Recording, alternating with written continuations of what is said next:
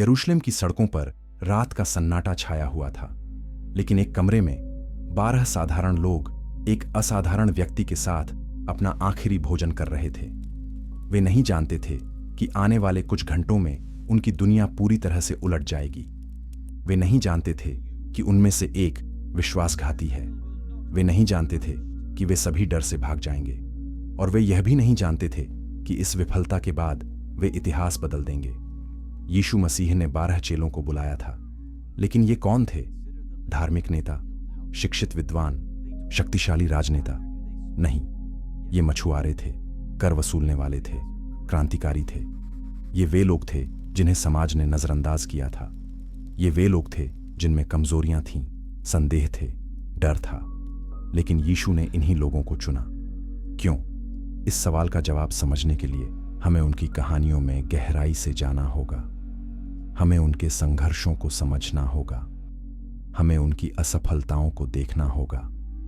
और सबसे महत्वपूर्ण, हमें यह समझना होगा कि कैसे साधारण लोग असाधारण काम कर सकते हैं जब वे परमेश्वर की शक्ति के सामने समर्पण करते हैं। पहली सदी का फिलिस्तीन एक उथल-पुथल भरा स्थान था। रोमी साम्राज्य ने यहूदियों पर अपना शासन थोप दिया था। भारी कर लगाए जा रहे थे। धार्मिक स्वतंत्रता सीमित थी। लोग एक मसीहा की प्रतीक्षा कर रहे थे जो उन्हें मुक्त करेगा, लेकिन उन्हें एक राजनीतिक मुक्तिदाता की उम्मीद थी, न कि एक आध्यात्मिक उद्धारकर्ता की। इस संदर्भ में यीशु ने अपने चेलों को चुनना शुरू किया। उनकी पहली मुलाकातें साधारण थीं। यरदन नदी के किनारे, गलील की झील पर, कफरनहूम के बाजारों में। लेकिन इन साधारण मुलाकातों से असाधारण रिश्ते बने। ये रिश्ते रोमी साम्राज्य से भी अधिक शक्तिशाली साबित होंगे। 12 चेलों में विविधता थी। कुछ धनी थे, कुछ गरीब, कुछ शिक्षित थे, कुछ अनपढ़, कुछ रोमी सरकार के साथ काम करते थे तो कुछ उसे उखाड़ फेंकना चाहते थे।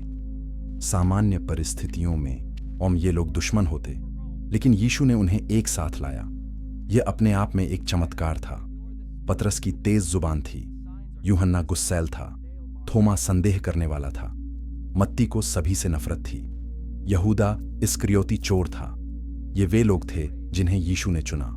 परिपूर्ण लोग नहीं, बल्कि वास्तविक लोग।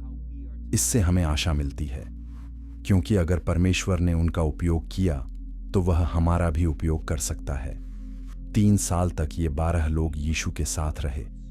उन्होंने चमत्कार देखे, उन्होंने शिक्षाएं सुनी, उन्होंने सेवकाई में भाग लिया, लेकिन उन्होंने तर्क भी किए, उन्होंने गलतियां भी कीं, उन्होंने गलत फहमियां भी कीं। वे धीरे धीरे सीख रहे थे, कभी कभी बहुत धीरे धीरे। फसह का पर्व नजदीक आ रहा था। यरूशलेम तीर्थयात्रियों से भरा हुआ था। तनाव बढ़ रहा था। धार्मिक नेता यीशु को मारने की योजना बना रहे थे। चेले इस खतरे को महसूस कर सकते थे, लेकिन वे पूरी तरह से नहीं समझ पाए कि क्या होने वाला था। उस अंतिम रात्रि भोज में यीशु ने अपने चेलों के पैर धोए। यह एक दास का काम था, लेकिन यीशु ने उन्हें सेवा का एक शक्तिशाली पाठ सिखाया। फिर उन्होंने रोटी और दाखरस लिया और कहा कि यह उनका शरीर और लहू है। चेले भ्रमित थे। ये रहस्यमय शब्द क्या मतलब रखते थे? फिर यीशु ने कुछ कहा जिसने सबको चौंका दिया। उन्होंने कहा कि उनमें से एक उन्हें धोखा देगा। चेले एक दूसरे को देखने लगे। कौन हो सकता है? पतरस ने यूहन्ना से पूछने के लिए कहा। यूहन्ना ने यीशु से पूछा। यीशु ने कहा कि यह वह व्यक्ति है जिसे वे रोटी का टुकड़ा देंगे। उन्होंने यहूदा इस्करियोती को रोटी दी। यहूदा जल्दी से उठा और बाहर चला गया। यूहन्ना 13:30 कहता है, और रात हो गई थी। यह सिर्फ शारीरिक रात नहीं थी, यह एक आध्यात्मिक अंधकार था जो यहूदा के हृदय में उतर रहा था। बाकी चेले अभी भी नहीं समझे कि क्या हो रहा था। आप कैसे पहचान सकते हैं कि आपके बीच में विश्वासघात छिपा है? चेले 3 साल से यहूदा के साथ रहे थे। उन्होंने एक साथ खाया, एक साथ यात्रा की, एक साथ सेवा की। फिर भी वे नहीं जानते थे कि उनका साथी एक धोखेबाज था। यह हमें याद दिलाता है कि बाहरी दिखावा भ्रामक हो सकता है, सच्चाई हृदय में होती है। यीशु ने अपने चेलों को चेतावनी दी कि वे सभी उसे छोड़ देंगे। पतरस ने जोर देकर कहा कि वह कभी नहीं छोड़ेगा। उसने कहा, चाहे मुझे आपके साथ मरना पड़े, मैं आपका इनकार नहीं करूंगा। बाकी चेलों ने भी ऐसा ही कहा। वे ईमानदार थे। वे वास्तव में विश्वास करते थे कि वे वफादार रहेंगे, लेकिन वे अपनी कमजोरी को नहीं समझते थे। यीशु पतरस की ओर मुड़े और कहा, इससे पहले कि मुर्गा बांग दे, देख तुम 3 बार मेरा इनकार करोगे। पतरस को विश्वास नहीं हुआ। वह यीशु का सबसे करीबी चेला था। वह कैसे इनकार कर सकता था? लेकिन यीशु हमारे हृदयों को बेहतर जानते हैं। वे गतसमनी के बाग में गए। यीशु ने चेलों से कहा कि वे उसके साथ जागते रहें और प्रार्थना करें, लेकिन वे सो गए। 3 बार यीशु ने उन्हें जागते हुए पाया। वे समझ नहीं पाए कि यह कितना गंभीर समय था। वे शारीरिक रूप से थक गए थे, लेकिन यीशु चाहते थे कि वे आध्यात्मिक रूप से सतर्क रहें। अचानक मशालों और हथियारों का एक समूह दिखाई दिया। यहूदा उनका नेतृत्व कर रहा था। उसने यीशु को चूमा। यह विश्वासघात का संकेत था। पतरस ने अपनी तलवार निकाली और महायाजक के दास का कान काट दिया, लेकिन यीशु ने उसे रोका। उन्होंने दास को चंगा किया। फिर उन्होंने अपनी गिरफ्तारी की अनुमति दी। चेले घबरा गए। वे जो कल्पना करते थे वह नहीं हो रहा था। वे सोचते थे कि यीशु एक राजा के रूप में शासन करेंगे, लेकिन उसे एक अपराधी की तरह गिरफ्तार किया जा रहा था। तो वे क्या करते हैं? मरकुस 14:50 हमें बताता है, तब सब उसे छोड़कर भाग गए। 3 साल की वफादारी एक पल में समाप्त हो गई। वादे टूट गए। साहस डर में बदल गया। 12 चेले तितर बितर हो गए। केवल पतरस और यूहन्ना दूर से पीछे आए। लेकिन जैसा कि हम देखेंगे, यहां तक कि उनकी हिम्मत भी अधिक समय तक नहीं टिकेगी।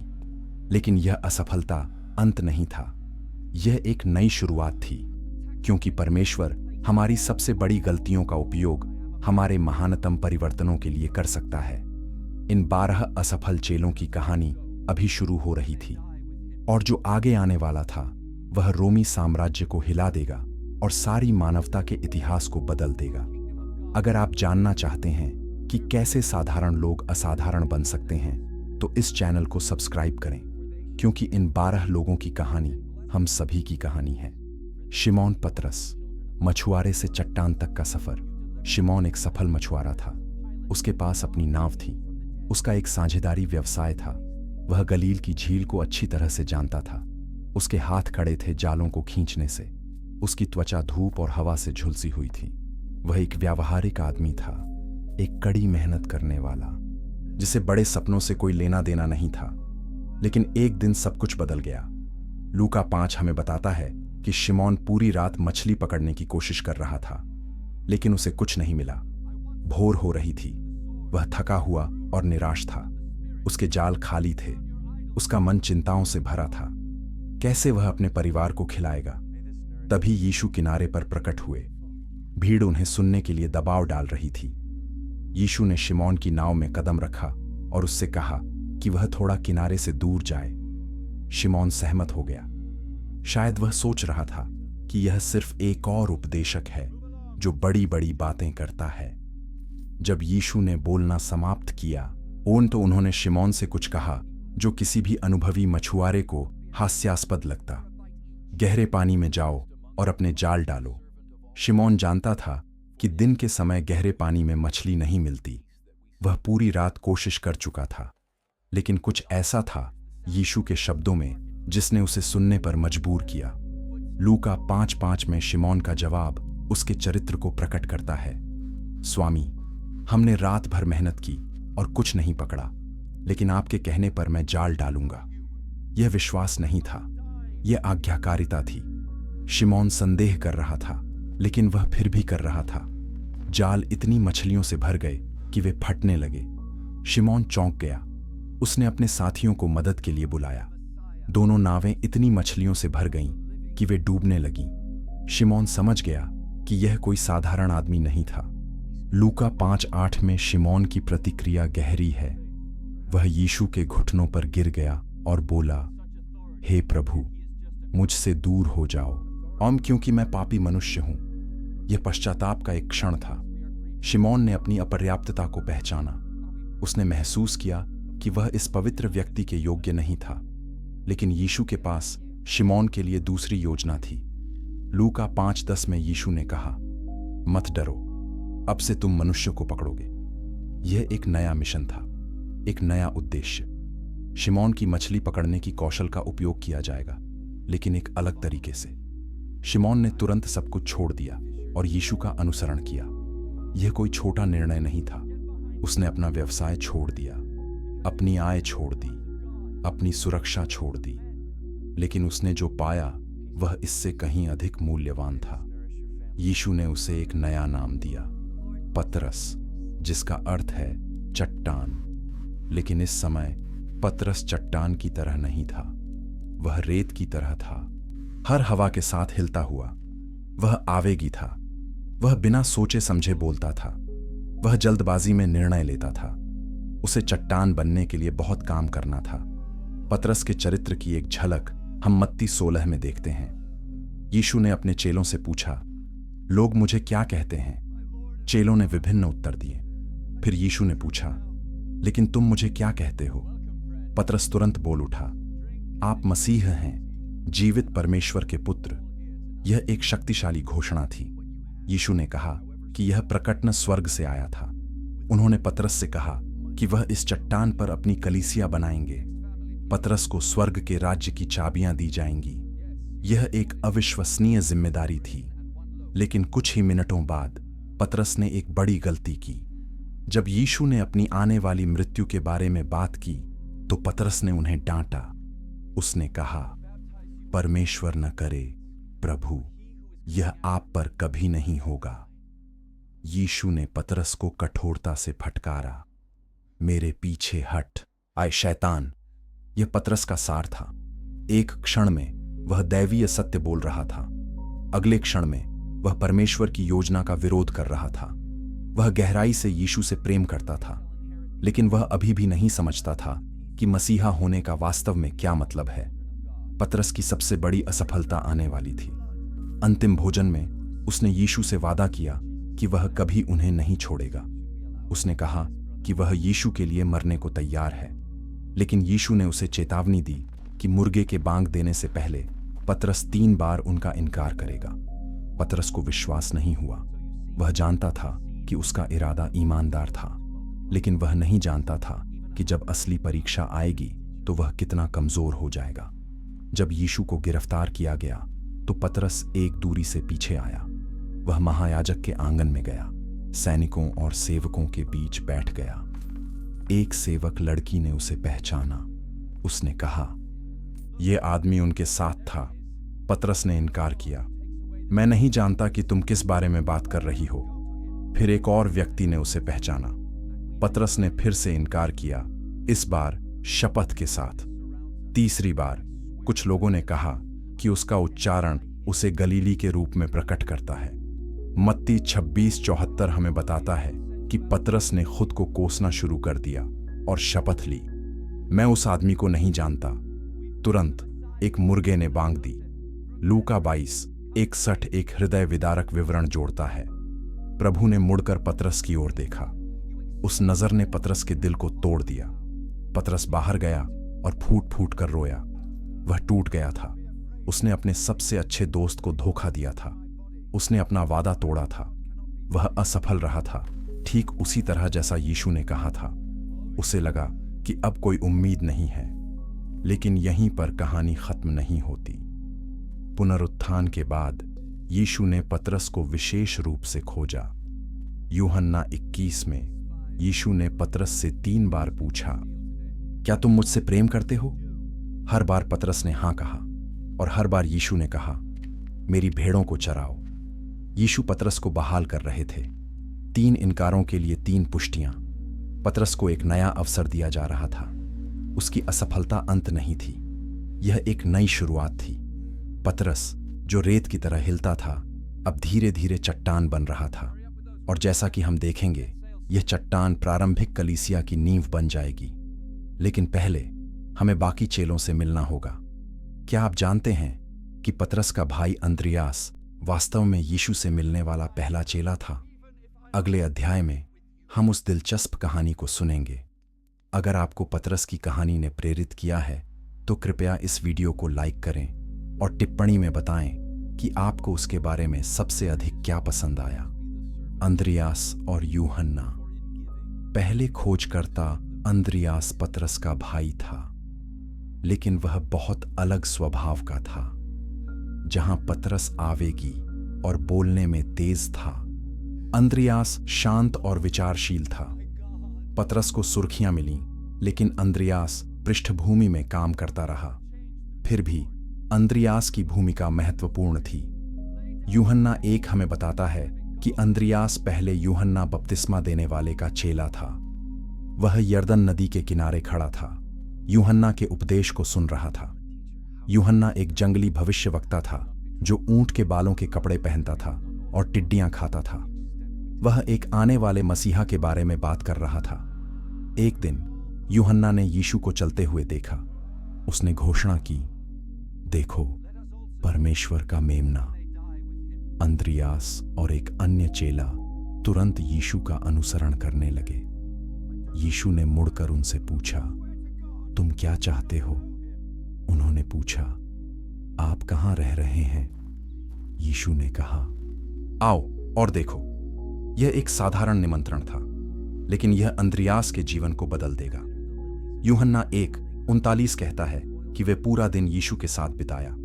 वे बातचीत करते रहे, सुनते रहे, सीखते रहे, और शाम तक अंद्रियास को पूरा यकीन हो गया था कि यह वही मसीहा था जिसका इंतजार किया जा रहा था। लेकिन अंद्रियास ने यह खोज अपने पास नहीं रखी। यूहन्ना 1:41 में पहली बात जो उसने की वह यह थी कि वह अपने भाई शिमोन को खोजने गया। उसने उससे कहा, हमने मसीहा को पाया है। फिर वह शिमोन को यीशु के पास लाया।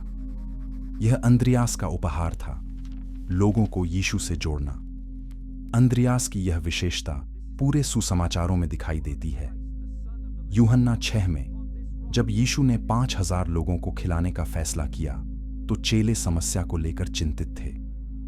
कैसे वे इतने सारे लोगों को खिला सकते थे? फिलिप्पुस ने गणना की और कहा कि यह असंभव था। लेकिन अंद्रियास ने एक छोटे लड़के को ढूंढा जिसके पास 5 रोटियां और 2 मछलियां थीं।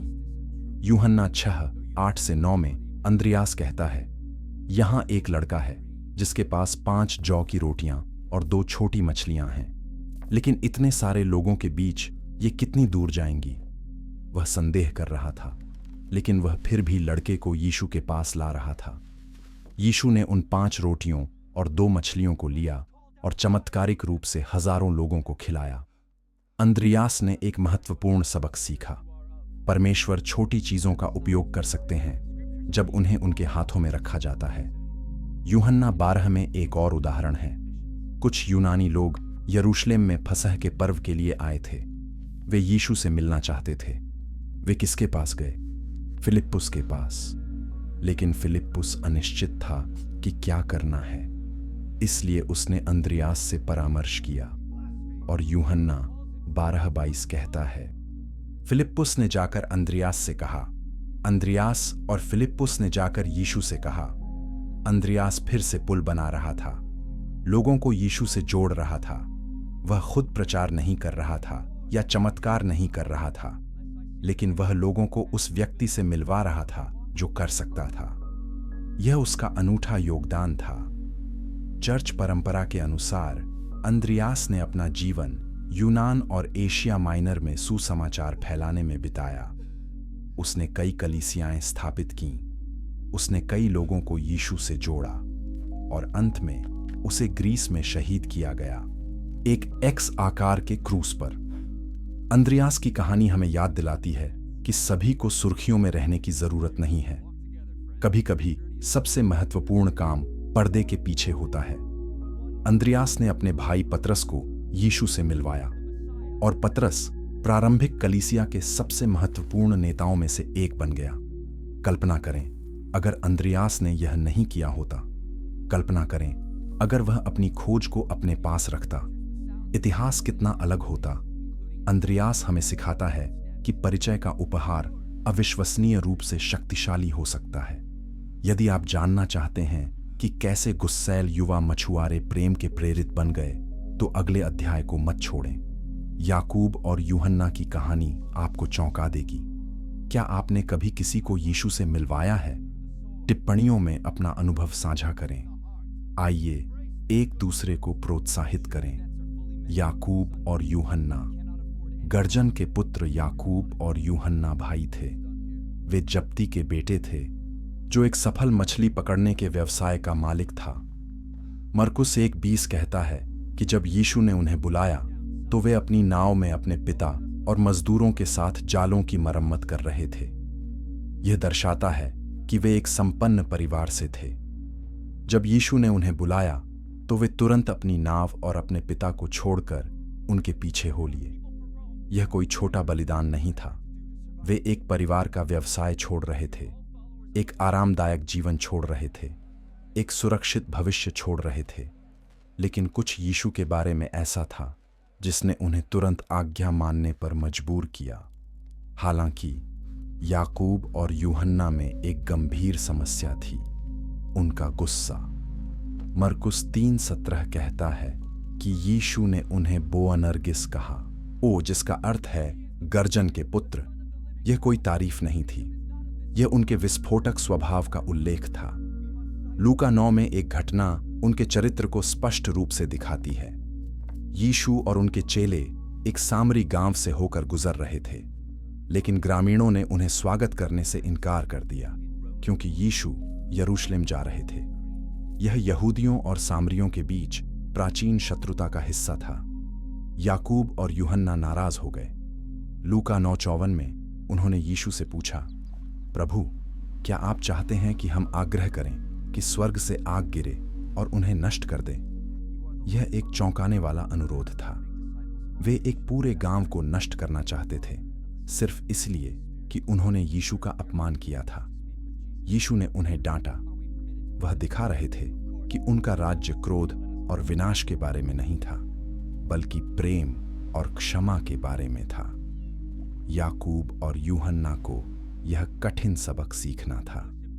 उनका जोश अच्छा था, लेकिन उनकी विधि गलत थी। फिर भी यीशु ने इन गुस्सैल भाइयों को अपने सबसे करीबी चेलों में शामिल किया।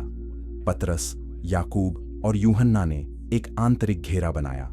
वे वहां थे जब यीशु ने याईर की बेटी को मृतकों में से जिलाया।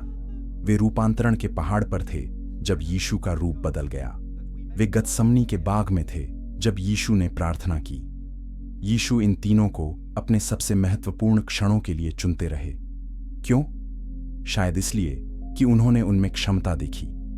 याकूब और यूहन्ना का जोश जब सही तरीके से निर्देशित किया जाता तो बहुत शक्तिशाली हो सकता था, लेकिन भाइयों के पास अभी भी कुछ सबक सीखने थे।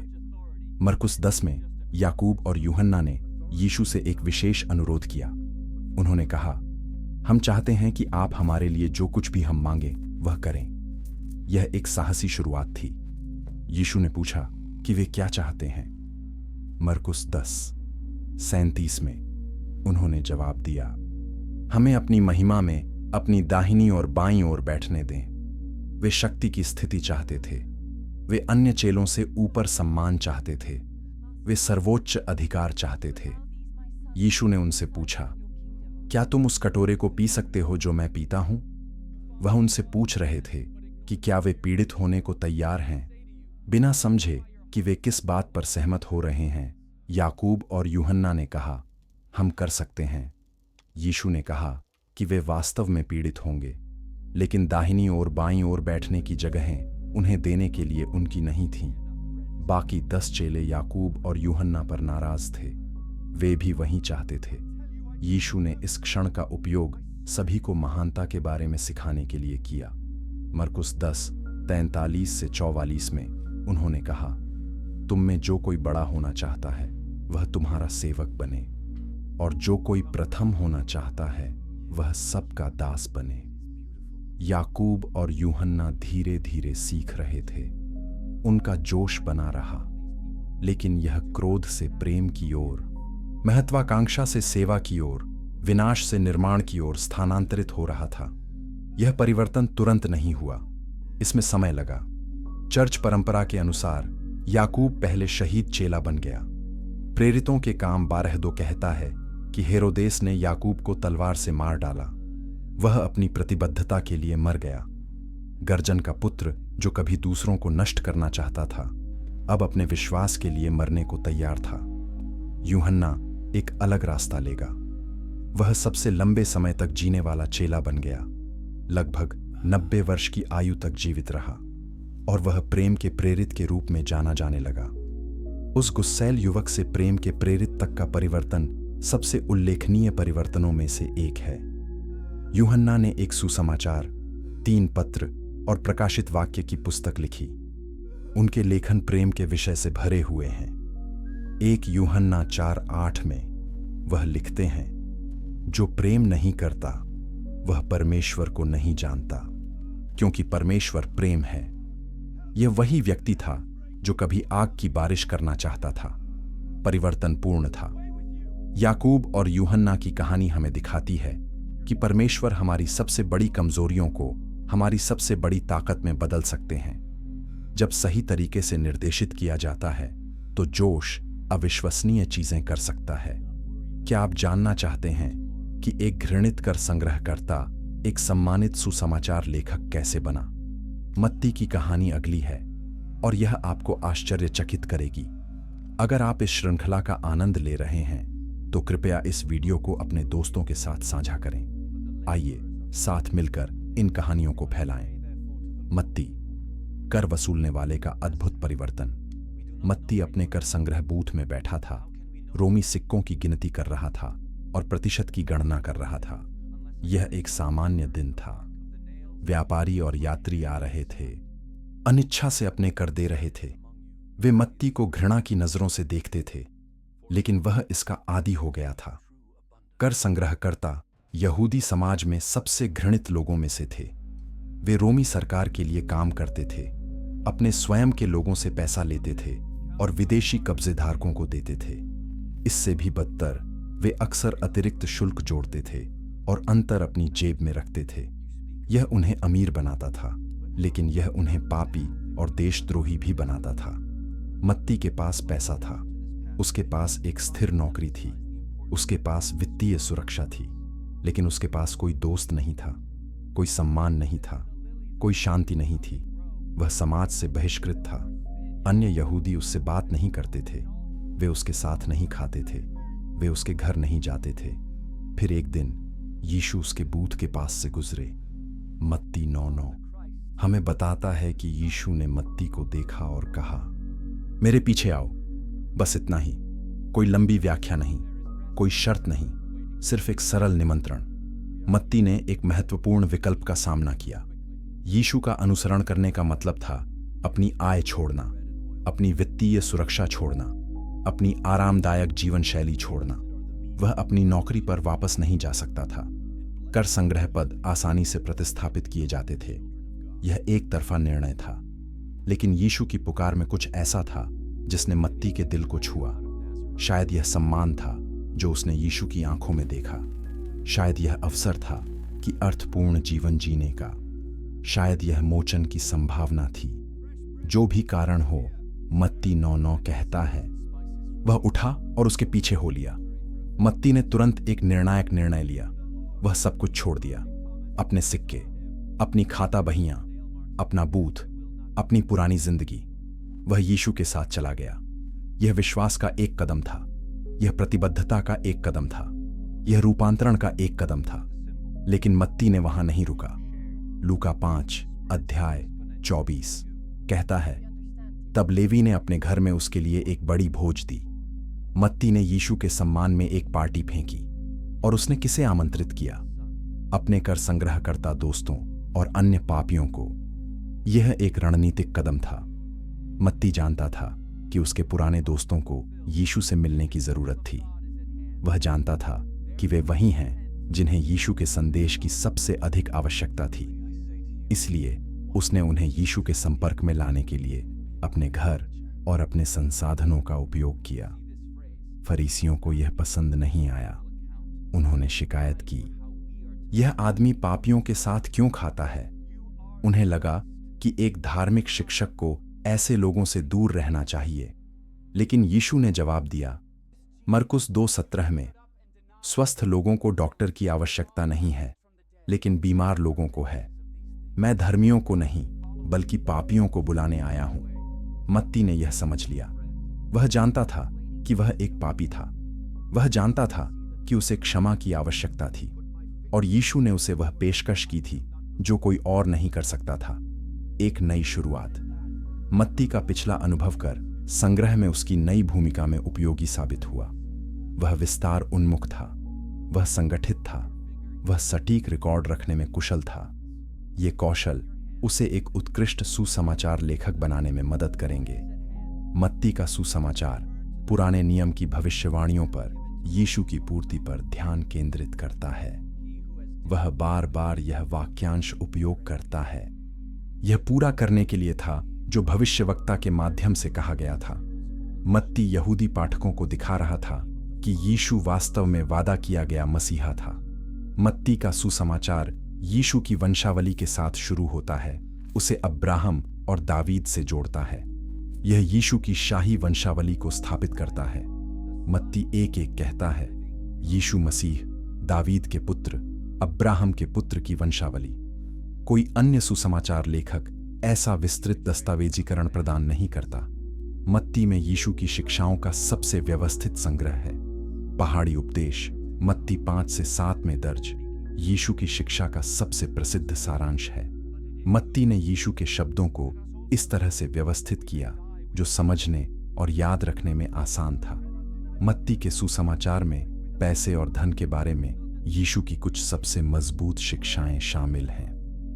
मत्ती 6:19-21 में यीशु कहते हैं, अपने लिए पृथ्वी पर खजाना इकट्ठा मत करो, जहां कीड़ा और जंग नष्ट करते हैं और जहां चोर सेंध लगाते और चोरी करते हैं, लेकिन अपने लिए स्वर्ग में खजाना इकट्ठा करो।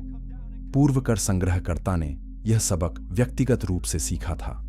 मत्ती का रूपांतरण एक शक्तिशाली गवाही है।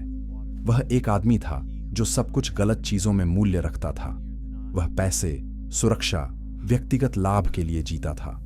लेकिन जब उसने यीशु से मुलाकात की तो उसने पाया कि कुछ ऐसा है जो पैसे से कहीं अधिक मूल्यवान है। उद्देश्य, अर्थ, मोचन। चर्च परंपरा कहती है कि मत्ती ने अपना बाकी जीवन सुसमाचार फैलाने में बिताया। कुछ कहते हैं कि वह इथियोपिया गया, अन्य कहते हैं फारस। जहां भी वह गया, वह उस व्यक्ति के बारे में संदेश ले गया जिसने उसका जीवन बदल दिया था। मत्ती की कहानी हमें आशा देती है। अगर परमेश्वर एक घृणित कर संग्रहकर्ता का उपयोग कर सकते हैं, तो वे किसी का भी उपयोग कर सकते हैं। कोई भी व्यक्ति परमेश्वर के अनुग्रह के लिए बहुत दूर नहीं है। कोई भी अतीत बहुत बुरा नहीं है। कोई भी व्यक्ति बहुत बड़ा पापी नहीं है। लेकिन हर चेला का रास्ता आसान नहीं था। थोमा की कहानी, जिसे हम अगले देखेंगे, हमें दिखाती है कि संदेह और विश्वास कैसे सह अस्तित्व में रह सकते हैं और कैसे ईमानदार प्रश्न गहरे विश्वास की ओर ले जा सकते हैं। क्या आपने कभी कुछ मूल्यवान छोड़ा है कुछ और अधिक मूल्यवान के लिए? अपनी कहानी नीचे टिप्पणियों में साझा करें। थोमा। संदेह से विश्वास की यात्रा थोमा को दिदुमुस कहा जाता था, एक ग्रीक शब्द जिसका अर्थ है जुड़वां। लेकिन हम नहीं जानते कि उसका जुड़वां भाई या बहन कौन थी। जो हम जानते हैं वह यह है कि थोमा एक विशेष प्रकार का व्यक्ति था। वह तार्किक था, सावधान था, विधिवत था, और वह बिना ठोस सबूत के कुछ भी विश्वास करने से इनकार करता था। यूहन्ना 11 में हमें थोमा के चरित्र की पहली झलक मिलती है। यीशु ने यहूदिया वापस जाने का फैसला किया, जहां धार्मिक नेता उन्हें मारना चाहते थे। चेले चिंतित थे। उन्होंने यीशु को चेतावनी दी कि यह खतरनाक था, लेकिन यीशु ने जाने पर जोर दिया। यूहन्ना 11:16 में थोमा ने अन्य चेलों से कहा, आओ हम भी उसके साथ जाएं, ताकि हम भी उसके साथ मर सकें। यह निराशावाद नहीं था, यह वफादारी थी। थोमा स्पष्ट रूप से खतरे को समझता था, लेकिन वह अपने गुरु के साथ मरने को तैयार था। यह साहस और प्रतिबद्धता दिखाता है। बाद में यूहन्ना 14 में यीशु अपने चेलों को उनके आने वाले अलगाव के लिए तैयार कर रहे थे। उन्होंने कहा, तुम जानते हो कि मैं कहां जा रहा हूं और रास्ता भी जानते हो। लेकिन थोमा भ्रमित था। यूहन्ना 14:5 में उसने कहा, प्रभु, हम नहीं जानते कि आप कहाँ जा रहे हैं, तो हम रास्ता कैसे जान सकते हैं? थोमा का प्रश्न ईमानदार था, जबकि अन्य चेले चुप रहे, शायद यह दिखावा करते हुए कि वे समझ गए। थोमा ने अपने भ्रम को स्वीकार किया। उसने स्पष्टीकरण मांगा, और इस ईमानदार प्रश्न के कारण यीशु ने अपने सबसे प्रसिद्ध कथनों में से एक कहा, मैं मार्ग, सत्य और जीवन हूं। थोमा का सबसे प्रसिद्ध क्षण पुनरुत्थान के बाद आया। यूहन्ना 20:24 से 25 हमें बताता है कि जब यीशु पहली बार अपने चेलों के सामने प्रकट हुए तो थोमा वहां नहीं था। जब अन्य चेलों ने उसे बताया, हमने प्रभु को देखा है, तो थोमा ने विश्वास नहीं किया। यूहन्ना 20:25 में थोमा की प्रतिक्रिया प्रसिद्ध है, जब तक मैं उसके हाथों में कीलों के निशान न देखूं और कीलों के निशान में अपनी उंगली न डालूं और उसके पहलू में अपना हाथ न डालूं, मैं विश्वास नहीं करूंगा। इसे अक्सर हठीले संदेह के रूप में प्रस्तुत किया जाता है, लेकिन थोमा की स्थिति को समझने की कोशिश करें। उसने यीशु को क्रूस पर मरते देखा था, उसने खून देखा था, दर्द सुना था, अंतिम सांस देखी थी। मृत लोग वापस नहीं आते। थोमा यह जानता था। फिर उसके दोस्त उससे कह रहे थे कि उन्होंने यीशु को जीवित देखा है। थोमा इसे कैसे संसाधित कर सकता था? वह चाहता था कि यह सच हो, लेकिन वह अपनी आशाओं को फिर से कुचले जाने के बारे में भी डरता था। इसलिए उसने शारीरिक सबूत की मांग की। 1 हफ्ते बाद चेले फिर से एक साथ थे। इस बार थोमा उनके साथ था। यूहन्ना 20:26 कहता है, यीशु आए, दरवाजे बंद होने के बावजूद, और उनके बीच खड़े हो गए और कहा, शांति तुम्हारे साथ हो। यीशु सीधे थोमा के पास गए। यूहन्ना 20:27 में यीशु ने कहा, अपनी उंगली यहां लाओ और मेरे हाथों को देखो। अपना हाथ बढ़ाओ और मेरे पहलू में डालो। अविश्वासी मत बनो, बल्कि विश्वासी बनो। यीशु ने थोमा को डांटा नहीं, उन्होंने उसे शर्मिंदा नहीं किया। उन्होंने सबूत प्रदान किया जो थोमा ने मांगा था। यह यीशु की कृपा और समझ को दिखाता है। वह हमारे संदेहों के साथ धैर्य रखते हैं। वह हमारे प्रश्नों को संभाल सकते हैं। थोमा की प्रतिक्रिया तत्काल और गहरी थी। यूहन्ना 20:28 में उसने घोषणा की, मेरे प्रभु और मेरे परमेश्वर। यह सुसमाचारों में यीशु की दिव्यता के सबसे मजबूत कथनों में से एक है। थोमा का संदेह गहरे विश्वास में बदल गया था। यीशु ने फिर कुछ कहा जो लाखों भविष्य के विश्वासियों के लिए महत्वपूर्ण होगा। यूहन्ना 20:29 में उन्होंने कहा, क्योंकि तूने मुझे देखा है, तूने विश्वास किया। धन्य हैं वे जिन्होंने नहीं देखा और फिर भी विश्वास किया। थोमा की कहानी हमें दिखाती है कि संदेह करना ठीक है, प्रश्न पूछना ठीक है, सबूत की तलाश करना ठीक है। ईमानदार संदेह वास्तव में झूठे निश्चितता से बेहतर है। थोमा ने दिखावा नहीं किया, उसने ईमानदार था और यीशु ने उसकी ईमानदारी का सम्मान किया। चर्च परंपरा कहती है कि थोमा भारत तक गया सुसमाचार प्रचार करते हुए। वह किसी भी अन्य चेले की तुलना में घर से दूर यात्रा करने वाला था। संदेह करने वाला अग्रणी मिशनरी बन गया। उसके प्रश्न विश्वास में बदल गए थे और वह विश्वास इतना मजबूत था कि वह हजारों मील की यात्रा करने और अंततः अपने विश्वास के लिए मरने को तैयार था। थोमा की परंपरा के अनुसार उसे भारत में भाले से मारा गया था प्रार्थना करते समय। जिस आदमी ने एक बार कहा था, जब तक मैं देखूं और छूऊं नहीं, मैं विश्वास नहीं करूंगा, वह इतना आश्वस्त हो गया कि वह उसी पुनर्जीवित यीशु के लिए मरने को तैयार था। थोमा हम सभी का प्रतिनिधित्व करता है, जो संघर्ष करते हैं, जो प्रश्न पूछते हैं, जो संदेह करते हैं। उसकी कहानी हमें आशा देती है कि परमेश्वर हमारी ईमानदारी को संभाल सकते हैं और वह हमारे संदेह को विश्वास में बदल सकते हैं। लेकिन सभी चेले ऐसे प्रश्नकर्ता नहीं थे। फिलिप्पुस और नथनएल एक अलग तरीके से यीशु के पास आए। उनकी कहानी अगली है। यदि थोमा की कहानी ने आपको छुआ है तो कृपया नीचे लाइक बटन दबाएं और हमें बताएं, क्या आपने कभी अपने विश्वास में संदेह किया है? आप इससे कैसे निपटे? फिलिप्पुस और नथनएल। प्रश्नकर्ता और सत्य खोजी फिलिप्पुस बेथसैदा का था। पतरस और अंद्रियास का वही गृहनगर यूहन्ना 1:23 हमें बताता है कि यीशु ने उसे सीधे तौर पर बुलाया, मेरे पीछे आओ। फिलिप्पुस ने तुरंत प्रतिक्रिया दी, लेकिन फिलिप्पुस का दिमाग पतरस से बहुत अलग था। फिलिप्पुस व्यावहारिक था, वह तार्किक था, वह समस्याओं को गणितीय शब्दों में सोचता था। यह यूहन्ना 6 में स्पष्ट हो जाता है जब यीशु ने 5000 लोगों को खिलाने का फैसला किया। यीशु ने फिलिप्पुस से पूछा, हम इन सभी लोगों को खिलाने के लिए रोटी कहां से खरीदें? यूहन्ना 6:6 स्पष्ट करता है कि यीशु फिलिप्पुस का परीक्षण कर रहे थे। वे पहले से जानते थे कि वे क्या करने जा रहे हैं, लेकिन वे देखना चाहते थे कि फिलिप्पुस कैसे प्रतिक्रिया देगा।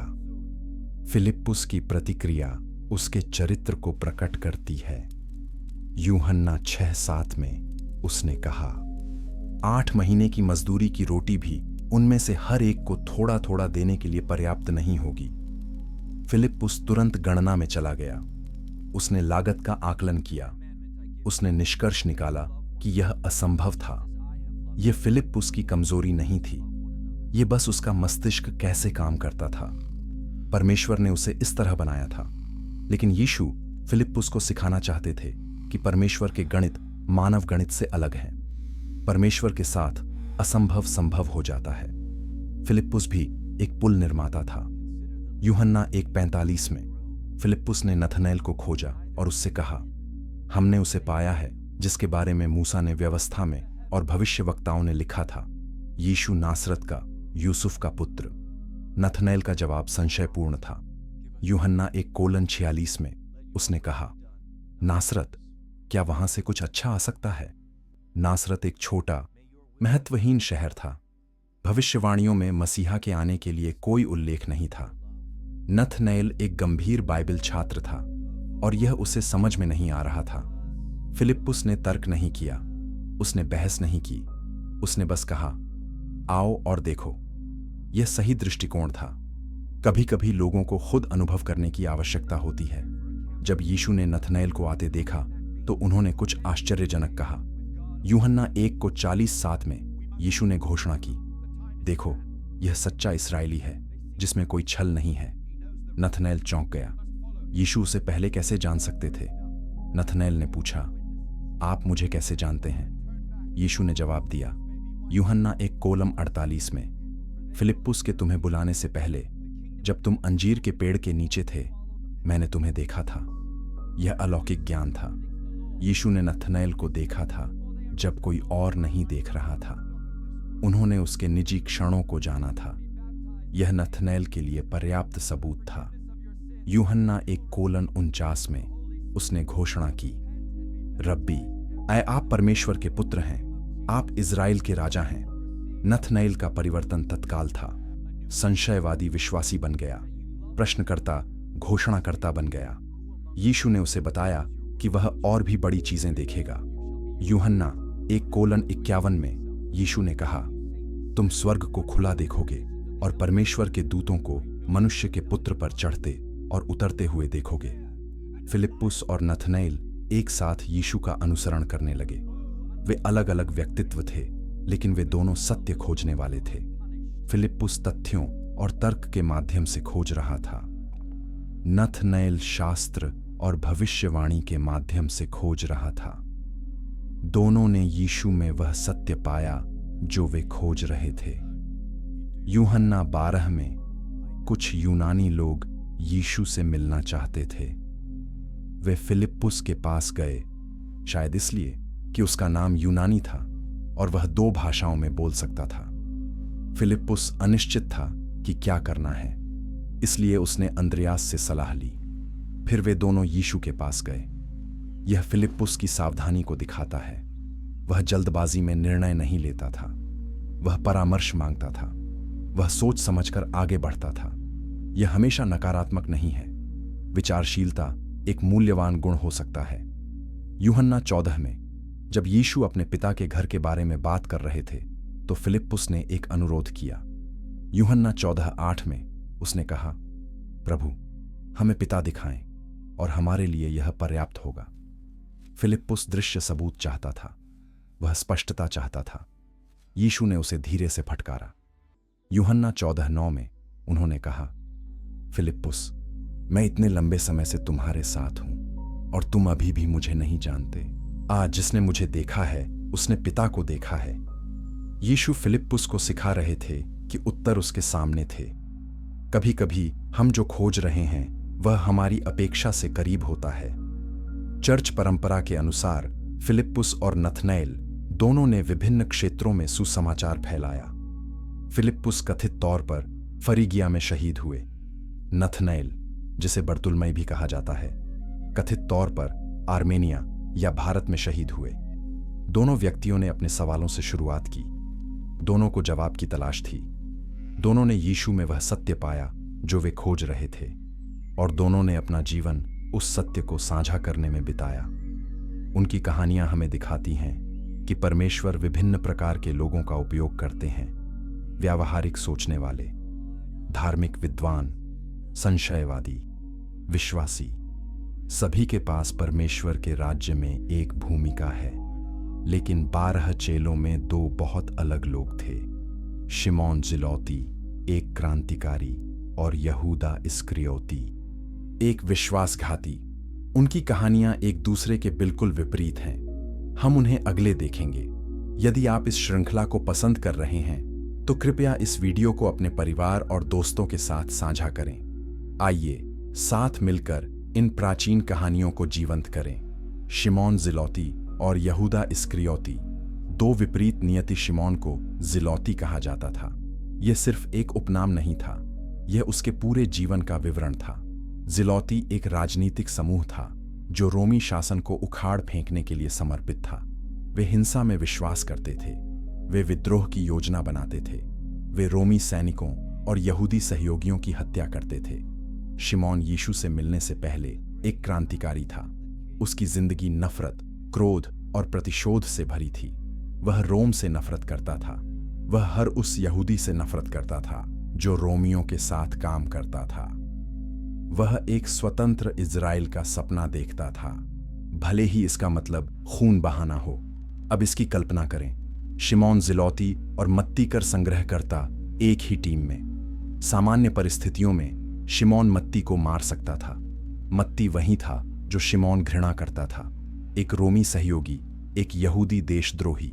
लेकिन यीशु ने इन दोनों को एक साथ बुलाया। यह यीशु की शक्ति को दिखाता है। वह शत्रुओं को भाइयों में बदल सकते हैं। वह नफरत को प्रेम में बदल सकते हैं। वह विभाजन को एकता में बदल सकते हैं। शिमोन को सीखना था कि असली दुश्मन रोम नहीं था, बल्कि पाप और मृत्यु थी। शिमोन का परिवर्तन धीरे धीरे हुआ। यीशु ने उसे सिखाया कि परमेश्वर का राज्य राजनीतिक नहीं, बल्कि आध्यात्मिक है। मुक्ति सरकारों को बदलने से नहीं, बल्कि हृदयों को बदलने से आती है। असली क्रांति तलवारों के साथ नहीं, बल्कि प्रेम के साथ होती है। चर्च परंपरा के अनुसार शिमोन ने अपना जीवन सुसमाचार फैलाने में बिताया।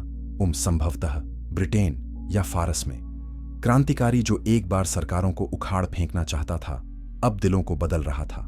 जोश वही था, लेकिन दिशा पूरी तरह से बदल गई थी। फिर यहूदा इस्करियोती था। उसका उपनाम इस्करियोती, संभवतः इसका मतलब है करियोत का आदमी, दक्षिणी यहूदिया का एक शहर। यह उसे 12 में एकमात्र गैर गलीली बनाता है। पहले दिन से वह बाहरी था। यीशु ने यहूदा को समूह का कोषाध्यक्ष बनाया। यूहन्ना 12:6 हमें बताता है कि यहूदा ने मणि बैग का प्रबंधन किया। यह विश्वास और जिम्मेदारी की स्थिति थी। लेकिन यूहन्ना यह भी बताता है कि यहूदा एक चोर था। वह मनी बैग का प्रभारी था और उसमें जो कुछ डाला गया था उसमें से वह लेता था। यहूदा 3 साल तक यीशु के साथ रहा। उसने वही चमत्कार देखे जो अन्य चेलों ने देखे। उसने वही शिक्षाएं सुनी। उसने वही अनुभव साझा किए। लेकिन उसका दिल कभी नहीं बदला। वह शारीरिक रूप से करीब था, लेकिन आध्यात्मिक रूप से दूर। बाइबल हमें नहीं बताती कि यहूदा ने विश्वासघात क्यों किया। कुछ विद्वानों का मानना है कि वह निराश था कि यीशु एक राजनीतिक मसीहा नहीं था। अन्य सोचते हैं कि वह सिर्फ लालची था। लूका 22:3 कहता है, तब शैतान यहूदा में प्रवेश किया। जो भी कारण हो, यहूदा महायाजकों के पास गया और पूछा, यदि मैं उसे आपको सौंप दूं तो आप मुझे क्या देंगे? मत्ती 26:15 कहता है कि उन्होंने उसे चांदी के 30 सिक्के दिए। यह एक गुलाम की कीमत थी। यहूदा ने परमेश्वर के पुत्र को एक गुलाम की कीमत पर बेच दिया। अंतिम भोजन में यीशु ने घोषणा की कि उनमें से एक उन्हें धोखा देगा। चेले हैरान थे। उन्होंने एक दूसरे से पूछा, निश्चित रूप से आप मेरा मतलब नहीं हैं प्रभु। यहां तक कि यहूदा ने भी यही कहा, अपने विश्वासघात को अंत तक छिपाते हुए। यीशु ने यहूदा को रोटी का एक टुकड़ा दिया। यूहन्ना 13:27 कहता है, जैसे ही यहूदा ने रोटी ली, शैतान उसमें प्रवेश कर गया। यीशु ने उससे कहा, जो तुम कर रहे हो जल्दी करो। यहूदा उठा और रात में चला गया। यूहन्ना 13:30 कहता है, और यह रात थी। यह सिर्फ शारीरिक रात नहीं थी, यह आध्यात्मिक अंधकार था। यहूदा अपने जीवन के सबसे काले कृत्य की ओर बढ़ रहा था। गतसमनी के बाग में यहूदा ने सैनिकों और महायाजकों के अधिकारियों का नेतृत्व किया। उसने यीशु को चूमा, विश्वासघात का संकेत। मत्ती 26:50 में यीशु ने यहूदा को दोस्त कहा। यहां तक कि उस क्षण में यीशु ने यहूदा के प्रति दया दिखाई, लेकिन यहूदा ने अपना विकल्प बना लिया था। उसने 30 चांदी के सिक्कों के लिए यीशु को धोखा दिया। जब यहूदा ने देखा कि यीशु को मृत्युदंड दिया गया था, तो उसे पछतावा हुआ। मत्ती 27:3-4 कहता है कि वह महायाजकों के पास लौटा और कहा, मैंने निर्दोष खून को धोखा देकर पाप किया है। उन्होंने जवाब दिया, वह हमारी जिम्मेदारी नहीं है। यहूदा ने चांदी के सिक्कों को मंदिर में फेंक दिया। फिर मत्ती 27:5 कहता है, इसलिए यहूदा ने चांदी को मंदिर में फेंक दिया और चला गया। फिर वह गया और फांसी लगा ली। यहूदा की कहानी दुखद है। उसे पछतावा हुआ, लेकिन उसने पश्चाताप नहीं किया। उसे अपने कार्यों का परिणाम दिखाई दिया, लेकिन वह क्षमा के लिए यीशु के पास नहीं गया। उसने निराशा को चुना बजाय मोचन के। शिमोन और यहूदा के बीच का अंतर क्या था?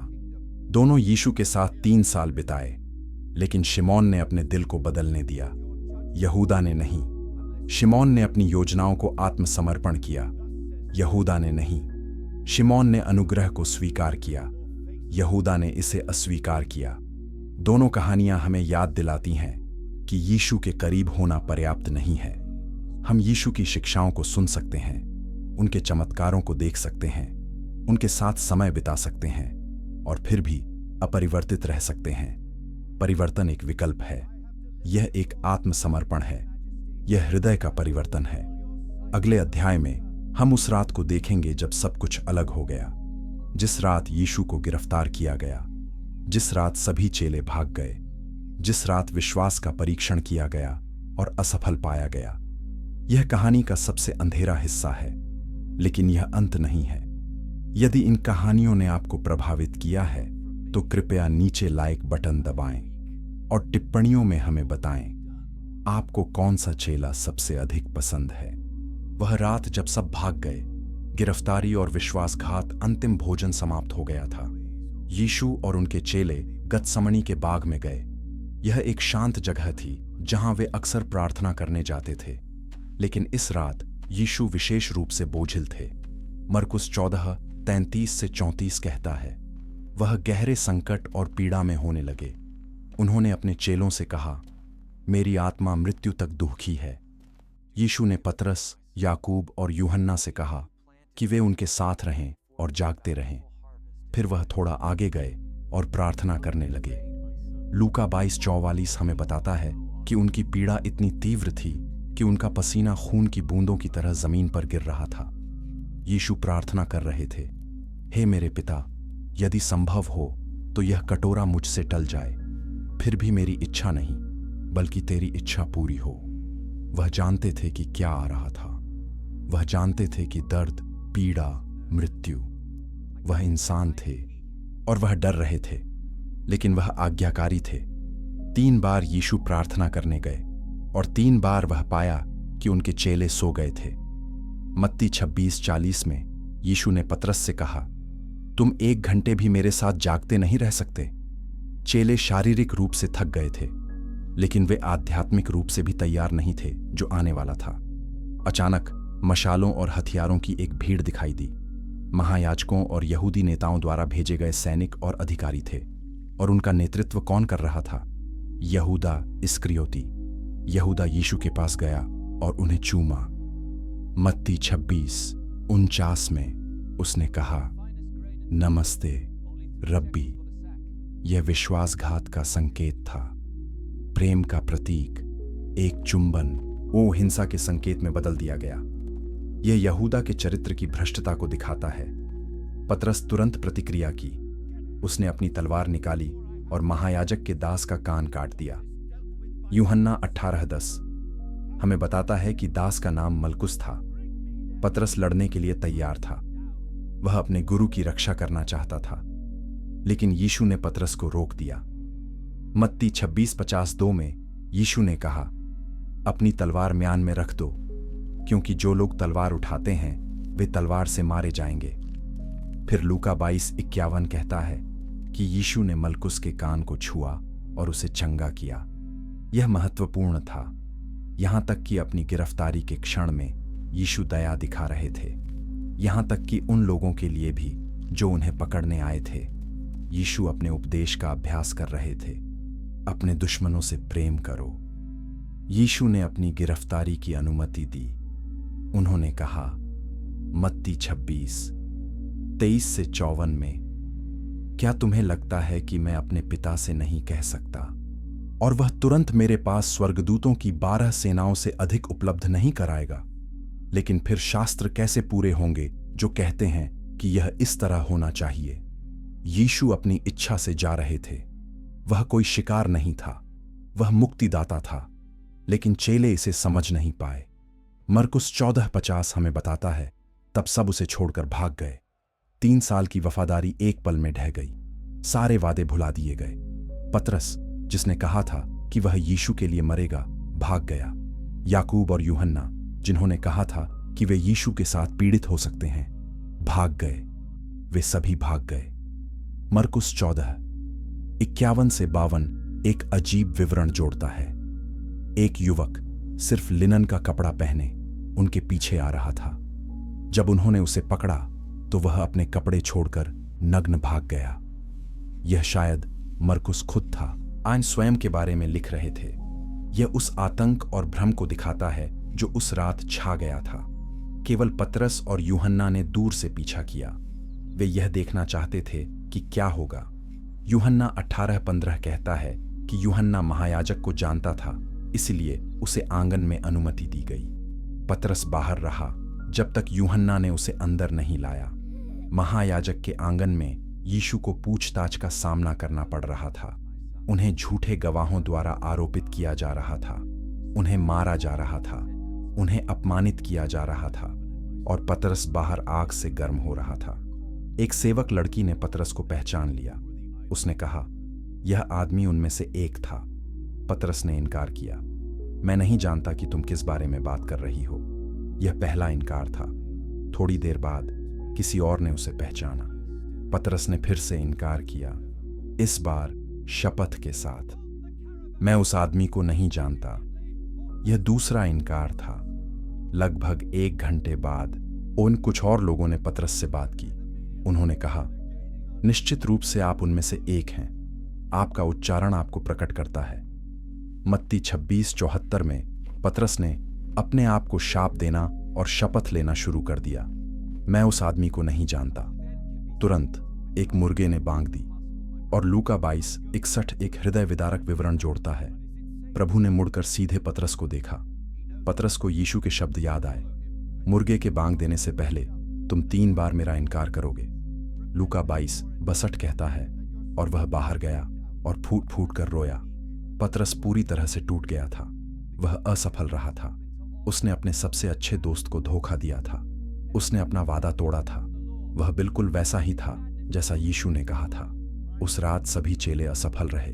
वे सभी भाग गए, वे सभी छिप गए, वे सभी डर गए थे। उनके 3 साल के प्रशिक्षण का यही परिणाम था। उनके सभी वादों का यही अंत था। लेकिन यह कहानी का अंत नहीं था। पतरस की असफलता उसका अंत नहीं थी। चेलों का डर उनका अंत नहीं था, क्योंकि आने वाली थी कुछ ऐसी जो सब कुछ बदल देगी। लेकिन पहले 3 दिन के अंधकार आने वाले थे। अगले अध्याय में हम उन 3 दिनों को देखेंगे जब सब कुछ खो गया लगा, जब आशा मर गई, जब चेले पूरी तरह से निराश थे। लेकिन जैसा कि हम जानते हैं, अंधकार सुबह से ठीक पहले सबसे गहरा होता है। यदि यह कहानी आपको छू रही है तो कृपया इस वीडियो को लाइक और साझा करें और टिप्पणियों में हमें बताएं, क्या आपने कभी ऐसा महसूस किया है जैसे आपने परमेश्वर को निराश किया है। 3 दिन का अंधकार। क्रूस से पुनरुत्थान तक यीशु को क्रूस पर चढ़ाया गया। वह सबसे क्रूर और अपमानजनक मौत मर गए जो रोमी साम्राज्य दे सकता था। चेले दूर से देख रहे थे, वो आतंक और निराशा से भरे हुए। उनकी दुनिया ढह रही थी। यूहन्ना 19:25 से 27 हमें बताता है कि केवल यूहन्ना के पास क्रूस के पास खड़े होने का साहस था। यीशु की मां मरियम भी वहां थी। यीशु ने अपनी पीड़ा में भी अपनी मां की देखभाल की। उन्होंने यूहन्ना से कहा, यह तेरी मां है, और मरियम से, यह तेरा बेटा है। यूहन्ना ने उस दिन से मरियम की देखभाल की। बाकी चेले कहां थे? वे छिपे हुए थे, डर से घिरे हुए थे, शर्म से भरे हुए थे। वे यीशु को छोड़कर भाग गए थे। अब वह मर रहे थे और वे उनके साथ नहीं थे। मत्ती 27:45 से 46 हमें बताता है कि दोपहर से लेकर 3 बजे तक अंधकार पूरी भूमि पर छा गया। 3 बजे के करीब यीशु ने ऊंची आवाज में पुकारा, एली एली लेमा सबक्तनी, जिसका अर्थ है, मेरे परमेश्वर, तूने मुझे क्यों छोड़ दिया। फिर यूहन्ना 19:30 कहता है, यीशु ने कहा, यह पूरा हुआ, और अपनी आत्मा त्याग दी। यीशु मर गए। जिस व्यक्ति ने मृतकों को जिलाया था, अब खुद मर गया था। जिस व्यक्ति ने बीमारों को चंगा किया था, अब खुद घायल हो गया था। जिस व्यक्ति ने आशा दी थी, अब मर गया लगता था। चेले पूरी तरह से टूट गए थे। लूका 24:22 में 2 चेले कहते हैं, लेकिन हमने आशा की थी कि वह वही होगा जो इज़राइल को छुड़ाएगा। अतीत काल पर ध्यान दें। हमने आशा की थी, उनकी आशा मर गई थी। यूसुफ अरिमथिया, एक धनी आदमी और यहूदी परिषद का एक सदस्य, ने पिलातुस से यीशु के शरीर को दफनाने की अनुमति मांगी। उसने यीशु को एक नई कब्र में रखा और एक बड़ा पत्थर प्रवेश द्वार पर लुढ़का दिया। महिलाएं, जिनमें मरियम मगदलीनी शामिल थीं, देख रही थीं। फिर सब्त का दिन आया। यहूदी कानून के अनुसार किसी को भी सब्त के दिन काम नहीं करना था, इसलिए चेले अपने घरों में बंद रहे, बंद दरवाजों के पीछे, डर से घिरे, निराश।